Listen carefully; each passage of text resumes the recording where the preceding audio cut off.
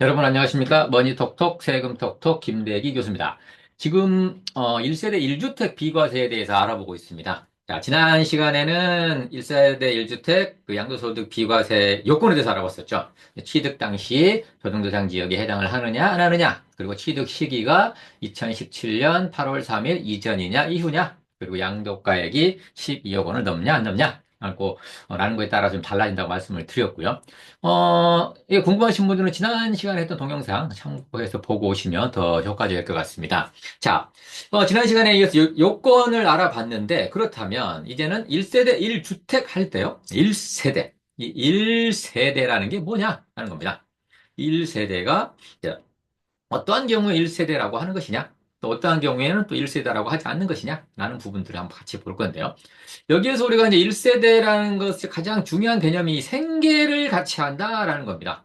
생계를 같이 한다는 의미가 무엇인지 라는 것을 한번 보겠고요. 그다음에 1세대를 이제 판정하는 그 기준들이 있습니다. 이제 뭐 주소가 같아야 된다거나 또 이제 주소 같지 않았을 경우에는 또 판정하는 방법들이 또 어떻게 되는지라는 것들을 좀 같이 알아볼 텐데요. 여기에 이제 소득도 좀 들어가고요. 그 기준 중위 소득이라는 개념도 있는데요. 야, 이것도 좀 알아볼 거고요. 그 다음에 이 시간에 우리가 이제 가장 중요하게 생각하셔야 될 것들이, 자, 일단은 한 세대는 같이 한 주소에서 사는 걸 의미하지 않겠습니까? 그런데 한 주소에서 같이 살고 있지 않더라도 한 세대로 묶여버리는 경우가 발생하고 있거든요.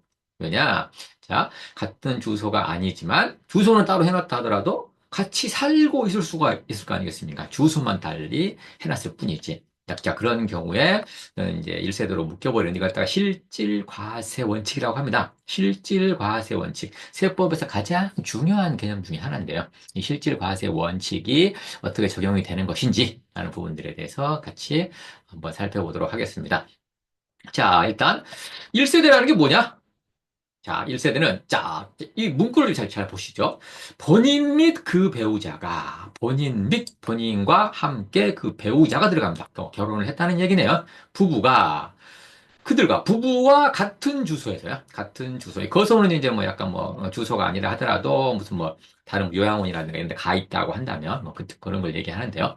거소에서 주소라 보시면 됩니다. 같은 주소에서 생계를 같이 하는 자, 생계를 같이 한다. 자, 생계를 같이 하는 자와 함께 구성하는 가족 단위라고 합니다. 자, 여기서 생계를 같이 한다는 의미는 어떠한 사람의 소득으로 인해서 그 같이 살고 있는 사람이 다 같이 먹고 산다라는 의미입니다. 다 같이 먹고 산다. 네. 그런 의미고요. 그다음에 생계를 같이 하는 자의 의미는 방금 말씀드렸듯이 네, 어떠한 사람의 소득으로 인해서 네, 같이 그 소득으로 같이 생계를 같이 한다. 네, 의식주를 회복, 그 의식주를 갖다가 해결한다는 얘기죠. 그리고 뭐 취약, 뭐 대학에 뭐 들어갔다거나 아니면 뭐 요양원에 있다거나요. 그다음에 이제 근무자 약간 달라서 네.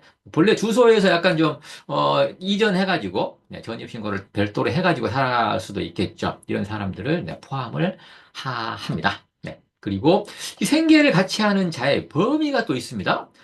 모든 사람을 다 생계를 같이 하고 있다고 해서 이 1세대로 묶는 게 아니라 이런 사람들을 묶습니다. 자, 본인의 직계 존속, 어머니, 아버지, 할아버지, 할머니를 얘기하겠죠. 본인의 직계 비속, 자, 뭐 아들, 딸, 손자, 손녀를 얘기할 겁니다. 그다음에 여기서 보면 본인의 직계 존속의 배우자, 직계 비속의 배우자. 직계 존속의 배우자? 직계 존속이 뭐 어머니, 아버지인데 별도로 구분할 필요가 있느냐? 아닙니다. 어머니, 아버님이 뭐 재혼을 하실 수 있지 않습니까? 그럼 계모나 뭐 계부 생길 텐데요. 그 계모나 계부는 직계 존속의 배우자죠. 네. 실제적으로 피가 섞인 직계 존속은 아닙니다. 이 개념에 대해서 이따가 한번 보겠습니다만, 직계 존속이 뭐고, 직계 비속이 어떤 의미인지 이따 보겠습니다만, 직계 존속의 배우자가 될 수 있다는 겁니다. 그리고 나의 형제 자매까지만 들어가네요.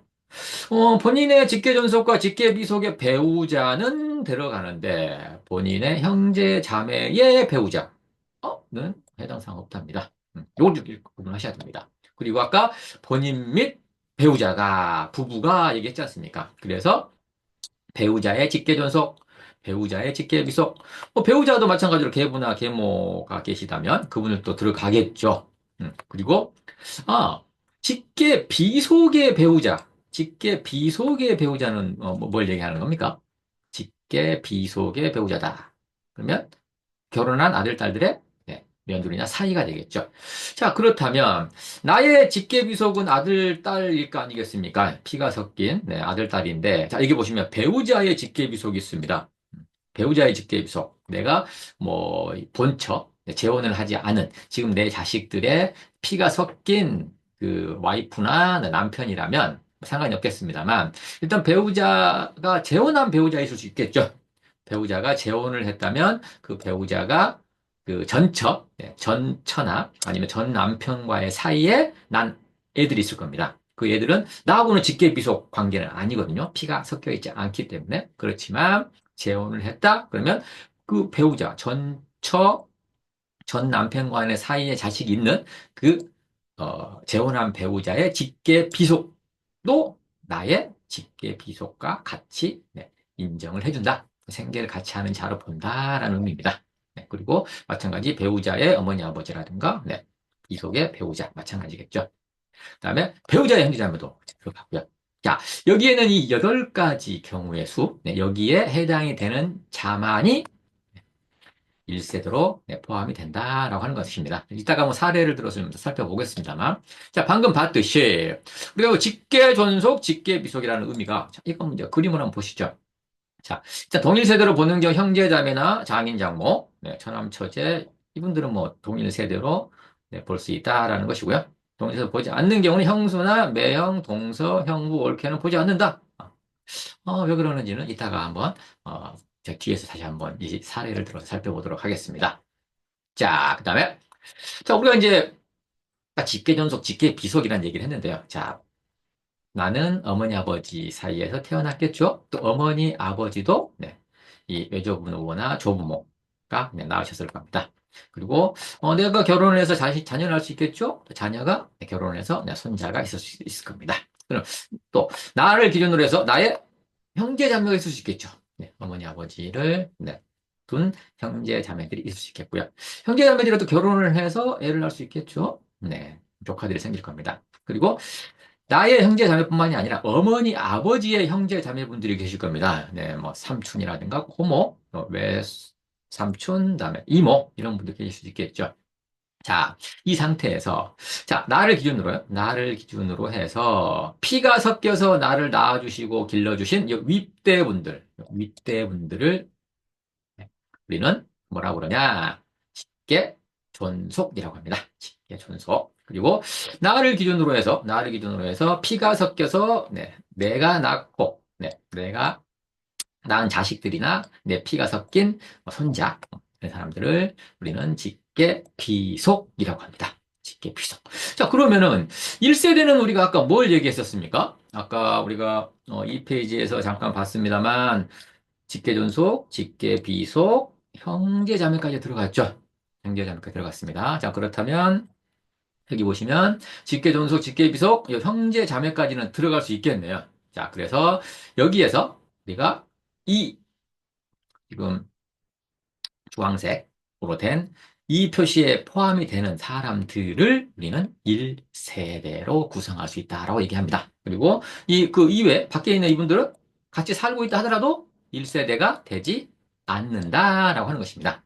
자, 그렇다면 내가 이러면은 배우자도 마찬가지겠죠. 자, 볼까요? 자, 내가 어머니 아버지 계시겠죠? 외조부, 네, 조부 계실 거고요. 그다음에 배우자도 마찬가지로 네. 배우자의 그 어머니 아버지 계시겠고요. 할아버지 할머니 계시겠죠. 그리고 나와 배우자 사이에 지금 네, 자녀가 있을 수 있고요. 또 자녀가 결혼을 했다. 그럼 며느리나 사이가 있겠죠. 며느리나 사이에도 이 손자들이 생길 수 있을 겁니다. 자, 그렇다면 이 상태에서 자, 나의 형제 자매들이 또 있을 수 있겠죠. 또 배우자도 형제 자매가 있을 겁니다. 자, 이 상황에서 이분들을 나의 직계존속, 본인의 직계존속이었죠. 그렇다면 배우자의 직계존속도 있을 거 아니겠습니까? 배우자의 직계존속은 이분들 얘기할 겁니다. 나의 직계존속, 배우자의 직계존속. 네. 그리고 예를 들어서 만약에 이 자녀들이나 손자녀의 입장에서는요, 여기 있는 분들이 다 직계 존속이겠죠. 자녀나 손자녀의 입장에서는요. 네, 다 직계 존속이 될 테고요. 자, 그렇다면 1세대는 어디로 묶일까요? 1세대는 직계 존속 들어가죠? 직계 비속 들어가죠?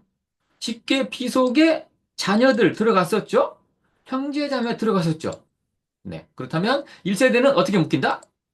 이렇게 묶인다 이겁니다. 네.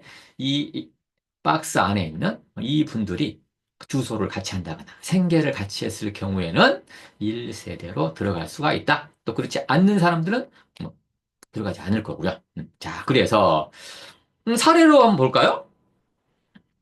이건 방금 이제 말씀드렸던 생계를 같이 하는 자가 본인의 직계존속, 비속, 배우자, 형제자매, 배우자의 직계존속, 배우자의 직계비속, 네, 배우자의 직계존속, 비속의 배우자, 배우자의 형제자매가 있다고 했는데, 자, 사례 한번 들어볼까요? 본인이 재혼을 했습니다. 내가 재혼을 하면은, 네, 자, 재혼한 배우자가 전 남편 사이에, 네, 난 아들을 데리고 왔습니다. 그렇다면 이 의붓 아들은 생계를 같이 하는 자가 들어가느냐 이겁니다. 의붓 아들. 자, 의붓 아들은 누굽니까? 배우자, 지금 현재 배우자, 재혼한 배우자의 직계비속이죠. 배우자의 직계비속은 지금 1세대에 포함이 되죠. 그래서 1세대로 본다라고 하는 것입니다. 자, 두 번째. 나의 아버지가 재혼을 할 경우도 있겠죠. 네. 그러면 이제 계모, 어머님이 새로 오셨다고 하는 거 아니겠습니까? 그래서 같이 생계를 같이 한다. 그럼 이 계모분은 누굽니까? 나의 직계 존속은 아니죠. 그러나 나의 직계 존속 아버지의 배우자 아닙니까? 나의 직계 존속 아버지의 배우자. 그래서 생계를 같이 하는 자에 포함이 된다라고 하는 것이죠. 자, 그래서 계모 계부는 직계 존속의 배우자이기 때문에 1세대로 본다 이겁니다. 자, 나의 아들과 딸이 결혼을 했습니다. 한 집을 같이 살고 있습니다. 네, 그래서 생계를 같이 한다라고 한다면 아들, 며느리, 딸 사위 있겠죠. 아들과 딸은 뭐 나의 직계 비속일 거니까요. 그러면 이 며느리와 사위는 어디에 해당이 됩니까? 네, 나의 직계 비속의 배우자죠. 나의 직계 비속의 배우자. 라기 때문에 직계 비속의 배우자다라고 해서 또 배우자의 뭐 직계 비속의 배우자도 될 수 있겠죠. 그래서 직계 비속의 배우자이기 때문에 1세대로 봄이 마땅하다라고 하는 것입니다. 생계를 같이 하고 있다면. 자, 사례. 네 번째 보겠습니다. 자, 처남은 배우자의 형제자매이므로 1세대를 구성할 수 있지만 처남댁은 동일 세대를 구성하지 않는다. 자, 이게 무슨 말일까? 처남은 누굽니까? 배우자의 형제자매죠. 나의 와이프의 형제자매이기 때문에 배우자의 형제자매는 지금 생계를 같이 한다면 1세대에 포함이 되죠. 근데 처남이 결혼해서 그 처남댁 있지 않겠습니까? 처남댁은 누굽니까? 처남댁은 배우자의 형제자매의 배우자죠. 배우자의 형제자매의 배우자는 1세대를 구성하지 않죠. 생계를 같이 하는 자로 포함이 안 돼 있죠, 지금요. 그래서 처남댁은 동일 세대를 구성하지 않는다라고 하는 것입니다. 네. 자, 이거 보시면은 우리가 이제 어느 정도, 1세대에 들어갈 만한 사람들이 누구냐? 라는 것들을 좀 이렇게 생각할 수가 있겠죠. 자, 근데 이 사람들이 이렇게 같이 주소를 같이 하고 있다고 해서 무조건 1세대로 묶이는 것이냐? 또 그것도 아닙니다. 그래서 이제 1세대를 판별하는 데 기준이 있는데요. 자, 그 전에 이제 이 주소에서 생계를 같이 하는 자는 알아봤는데 이제 배우자가 있을 수 있지 않겠습니까? 배우자. 배우자도 1세대로 묶일 때 어떤 조건들이 있는데요. 자, 볼까요? 배우자는요, 일단 혼인을 한 상태에 있다. 그럼 무조건 뭐 1세대로 들어가죠. 그리고 이 법률상 혼인 관계에 있습니다. 그렇다면은 서로 별거하고 있다. 서로 사이가 안 좋아서 별거하고 뭐 딴 데 가서 따로 삽니다. 그렇다 하더라도 1세대로 봅니다. 1세대로. 왜? 배우자기 때문에. 근데 이런 경우 있을 수 있겠죠. 법률상은 혼인 관계에 있습니다. 아직 그 이혼 신고를 안 했어요. 안 했는데 사실상 이혼 상태 그냥 아예 보지도 않고 그리고 또 별거하고 있는 게 아니라 새로운 상대, 새로운 상대와 같이 살고 있습니다. 네, 지금 뭐 법률상 혼인관계에 있기 때문에 지금 지금 현재 같이 살고 있는 사람하고는 뭐 혼인신고하지 못하겠죠. 못하고 있지만 실제적으로 다른 분과 함께 살고 있다. 그래서 네, 그쪽에서 지금 같이 생계를 같이 하고 있다. 그러면 법률상 혼인관계에 있다고 하지만 생계를 같이 하는 가족을 볼 수 없지 않겠느냐라고 해서 1세대로 보지 않습니다. 네, 혼인 관계 있다 하더라도 이거를 실질 과세 원칙이라고 합니다. 왜? 법률상 혼인 관계에 있어서 당연히 배우자이지 않느냐. 그래서 1세대를 구성을 해야만 하지만 실질적으로 보면은 이건 1세대로 볼 수 없지 않겠냐. 그래서 실질 과세, 실질에 따른다라고 하는 것입니다. 그래서 이런 경우 자, 이번에 눈여겨볼 필요가 있겠고요. 그 다음에 법률상 이혼을 했습니다. 이혼했으니까 배우자가 아니겠죠. 그렇다 하더라도 실질 과세 원칙. 같이 살고 있다 이거예요. 어, 이혼은 법적으로 했으나 생계는 같이 하고 있다. 그러면 실질이 뭡니까? 같이 생계를 같이 하고 있다라고 해서 네, 이혼한 것으로 보기 어렵지 않겠냐? 그럴 경우에는 1세대로 본다 이겁니다. 법률상 혼인관계나 혼인관계가 아니냐를 따지지 않고 실제적으로 같이 살고 있거나 생계를 같이 하고 있느냐? 그렇지 않느냐? 라는 실질을 따져서 과세하겠다는 것입니다. 그래서 그걸 실질 과세 원칙이라고 합니다. 그 다음에 배우자는 사실혼 관계. 법적으로 뭐 혼인 뭐안 했고 이혼도 안 했어요. 아예 사실혼 관계 처음부터 사실혼 관계인 사람은 동일 세대로 보지 않습니다. 네, 자, 한번 보면 될 것 같고요. 자, 그렇다면 이제 한번 1세대가 누구누구에 포함이 되고 배우자는 어떤 경우에 1세대로 보느냐를 찾아봤는데, 자, 세대 판정을 한번 해볼까요?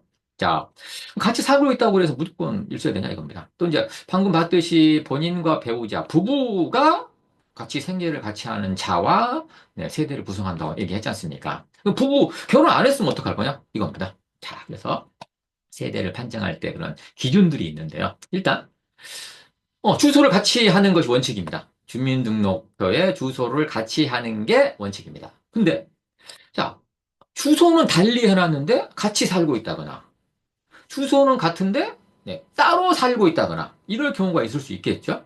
그렇다면, 주소가 다르게 되어 있으나, 실제 같은 주소에서 생계를 같이 하고 있으면 1세대로 볼 수도 있다, 이겁니다. 그런데, 주소를 같이 하고 있으나, 만약에 따로 살아요. 생계를 따로 하고 있어. 다른 주소에서. 주소만 이 공부상의 주민등록 주소가 같을 뿐이지. 그렇다면 또 일체대로 보지 않을 수 있습니다. 이것도 마찬가지로 실질과세 원칙에 따른 것이겠죠. 그 다음에, 자, 부부는요? 부부는 아까 이제 뭐 혼인 관계에 있다면 별거를 하든, 그 다음에 딴 주소에서 단독 세대를 구성해서 살든 한 세대로 본다고 얘기했었죠. 아까요. 네. 그 다음에, 이제 아까 우리가 생계를 같이 하는 자 이걸 얘기를 할 때 본인과 배우자가 생계를 같이 하는 자와 뭐 가족을 꾸린다라고 얘기를 했는데 그러면 배우자가 없는 경우에는 어떻습니까? 그럼 1세대로 보지 않을 것이냐? 아니다. 배우자가 없어도 1세대로 보는 경우가 있다 이겁니다. 자, 배우자가 사망하거나 이혼한 경우 당연히 배우자가 없어도 1세대로 보겠죠. 그다음에 해당 거주자, 자녀가 아마 30살이 넘었습니다. 30살이 넘었는데 요즘에는 뭐 30살 넘어도 이렇게 결혼 안 하는 빈도율이 많지는 않죠. 그래서 30살이 넘으면 결혼을 하지 않는다 하더라도 세대를 갖다 분리해서 나갈 수 있다. 그렇게 나갔을 경우에는 별개 세대로 분류해 준다라고 하는 것입니다. 그래서 뭐 우리하고 이제 부모하고 다른 세대로 각각 1세대가 된다는 것이죠. 각각 집이 있으면 각각 비과세를 받을 수 있다라고 하는 것입니다. 그 다음에, 근데 그러면, 자, 30살이 안 됐어요. 결혼을 하지 않았단 말이에요. 근데 요즘에 이제 뭐, 남자분들 같은 경우에는 이제 뭐, 군대를 갔다 와야 되지만, 요즘에 또 군대 생활도 굉장히 짧게 하죠. 2년이 안 되니까요. 그래서, 30살 이전에, 30살 이전에 다 취업을 할 수 있습니다. 취업을 할 수가 있어요. 그러면은, 자, 30살이 넘었을 경우에는 결혼을 안 해도 배우자가 없어도 1세대로 봐주는데, 30살 안 됐다 이겁니다. 근데 자기가 직장 취직해서 자기가 먹고 살고 있어요. 자기가 생계를 갖다가 직접 꾸리고 있단 말이에요. 그래서 뭐 독립세대를 구성할 수도 있고요. 그럴 경우는 1세대로 구분을 안 해주는 것이냐, 별도 세대로 안 해주는 것이냐, 라는 문제가 발생할 수 있겠죠. 그래서, 그럴 경우에는 30세 이하이지만 결혼을 안 했을 경우에는, 자, 소득이, 기준 중위소득의 40%, 이 기준 중위소득이 뭔지 이따가 한번 보겠고요. 기준 중위소득의 40% 이상을 소득으로 갖고 있으면서, 자, 본인이 소유하고 있는 주택이라든가, 뭐 이런 것들을 관리 유지하면서 독립된 생계를 유지할 수 있는 경우에는 30살이 안 되고 결혼을 안 했다 하더라도 별도 세대로 인정을 해 주겠다. 그리고 뭐 자기가 집 한 채 갖고 있어도 된다라고 하는 것입니다. 그렇다면 그렇다 하더라도 미성년자는 안 된다라는 것입니다. 미성년자는 지금 뭐 부모의 도움이 필요할 수도 있고요. 그다음에 이제 아직 어리기 때문에 소득이 없을 가능성이 크고요. 근데 만약에 이제 뭐 미성년자가 좀 서로 간에 좀 사고를 쳐서요. 뭐 임신을 했다거나 뭐 그럴 수도 있겠죠. 그래서 결혼할 수도 있겠죠. 네. 그다음에 이제 부모가 사망을 해서 본인이 혼자 있다. 그럴 경우에는 1세대 구성이 불가피하겠죠. 그럴 때는 네, 해줍니다. 네, 일반적으로는 안 된다. 자, 그리고 소득은 이제 어떤 소득을 볼 거냐 이겁니다. 미성년자 30세가 안 된 사람이 자, 어떤 소득이 어, 중위소득의 40% 이상이어야 되냐? 자, 근로소득, 직장을 다니고 있거나 사업, 뭐 치킨집이라든가 뭐 이런 걸 할 수 있겠죠. 그다음에 인적 영역을 제공한다거나 이런 것이 될 수 있을 겁니다. 그다음에 기타 소득이요. 기타 소득은 이제 뭐 내가 뭐 어디 가 강의를 한다거나 뭐 이럴 경우 있을 수 있겠죠. 예. 이 세 가지의 소득만 들어갑니다. 내가 만약에 자식이 25살인데 무슨 뭐 사전 증여를 했다거나 아니면은 뭐 주식을 증여를 받았다거나 해서 너 소득이 굉장히 좀 기준 중위소득 40% 이상이 될 수도 있겠죠. 그런 것들은 소득으로 보지 않는다 이겁니다. 내 몸, 육체를 이용을 해가지고 번 소득만 인정이 되지. 아무것도 안 하고 가만히 있어도 나오는 소득, 이자 소득이나 뭐 배당 소득 아니면 연금 소득 같은 거는 네, 안 된다. 그래서 그런 소득이 있어도 네, 별도 세대로 인정을 안 해준다라는 것입니다. 그래서 세 가지 꼭 기억하시면 좋을 것 같고요. 그다음에 자, 그럼 기준 중위 소득은 뭐냐? 자, 한 사람이 살아가기 위해서 네, 최소한의 네, 필요한 소득이 있다라고 하는 것인데, 자, 올해 기준으로 네, 한 사람이 독립해서 살아가는데 필요한 소득이 네, 239만 원, 240만 원 정도랍니다. 그러면 240만 원에 40%면 한 96만 원, 100만 원 정도 되겠네요. 100만 원 정도. 100만 원 정도 한 달에 자기가 벌고 네, 또 독립적으로 생활할 수가 있다라고 한다면 네, 배우자가 없어도 별도 세대를 구성할 수 있다. 부모하고 따로 떨어져서 네, 이렇게 보시면 될 것 같습니다.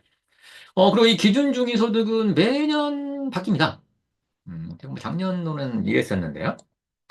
올해는 네, 좀 올랐죠. 220만 원에서 240만 원 정도로 좀 올랐죠. 바뀌니까 이 바뀌는 것들은 좀 우리가 좀 유념을 좀 해야 될 것 같고요. 그래서 오늘은 우리가 1세대의 개념이 뭐고 1세대의 생계를 같이 하는 자의 범위가 어떻게 되느냐 라는 것들 살펴봤었습니다. 그리고 사례에서 봤듯이요. 우리가 사례에서 되느냐 안 되느냐라는 것들을 좀 봤었고 그다음에 세대를 판정할 때는 어떻게 판정할 거냐? 네, 배우자가 없어도 1세대로 보는 경우 내가 어느 정도 소득이 있으면 30살 이하라 하더라도 별도 세대를 구성할 수 있다. 또 그런 조건들은 어떤 소득이 얼마큼 있어야 되는지 라는 부분들에 대해서 같이 한번 알아봤습니다. 그래서 지난 시간에 말씀드렸던 양도소득 비과세 요건에 대해서 비과세를 받기 위해서는 1세대 1주택이어야만 하는데 그때의 1세대라는 의미가 어떤 의미였는지 좀 알아봤고요. 다음 시간은 1주택에 대해서 좀 알아보겠습니다. 왜? 오피스텔이 주택이냐? 상가냐? 라는 왜? 오피스 살 수 있겠죠. 오피스텔을 주거를 하고 있는데 우리가 지금 상가니까 주택수에 들어가지 않지 않느냐라고 하시는 분들도 있는데요. 그 부분에 대해서 주택이 뭔지에 대해서 다음에 더 알아보는 시간을 갖고요. 그래서 오늘 이 동영상이 도움이 되셨다면 좋아요, 구독, 알람 설정 부탁드리고요. 네, 다음 시간에 주택이 뭔지 자세하게 알아보는 시간으로 다시 찾아오겠습니다. 자, 감사합니다.